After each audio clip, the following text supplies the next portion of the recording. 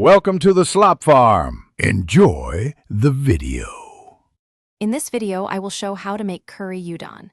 Gather udon, curry roux, dashi, onions, and protein, then prep ingredients and masi en place.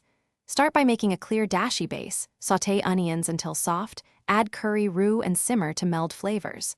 Cook udon separately to avoid starch clouding the broth, then combine gently and garnish. I'll walk you through timing, texture tips, and simple variations for every cook. Start by preparing a flavorful dashi base, which is the backbone of great curry udon. If using kombu and bonito flakes, soak kombu briefly, heat slowly, then remove before boiling and add bonito flakes off heat, then strain.